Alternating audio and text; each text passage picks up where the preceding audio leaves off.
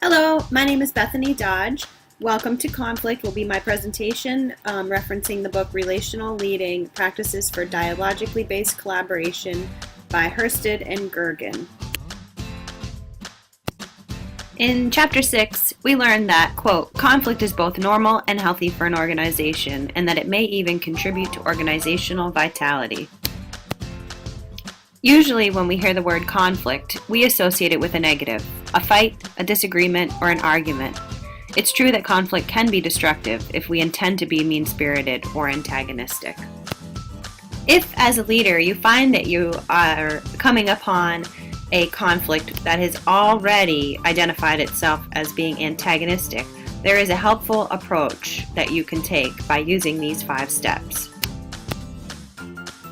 Deconstructing the realities of the two individuals who are having the conflict can be very beneficial, bringing in a different perspective that isn't taking a side with one or the other. When you take an opportunity to depolarize the differences between the two sides of the conflict, you're able to talk about the positives on both sides of the situation.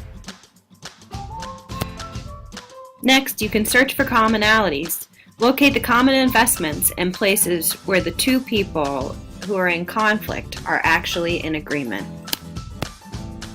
As we've learned in many of the chapters of this book, using your power is not necessarily the best approach.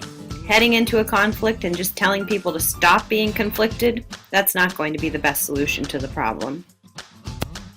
Lastly, and most importantly, focus on the we. It's not about you or me. It's not about our conflict, it's about us and the way that we work together in the organization, making good decisions and collaborating and working together for the success of the greater good.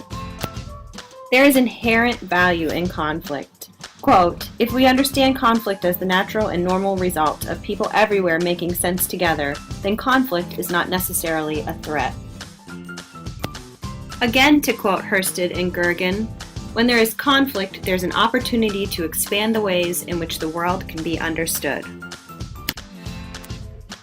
If we can stop looking at conflict as antagonistic and start looking at conflict as productive and as an opportunity for open and challenging dialogue, we can change the culture of any organization.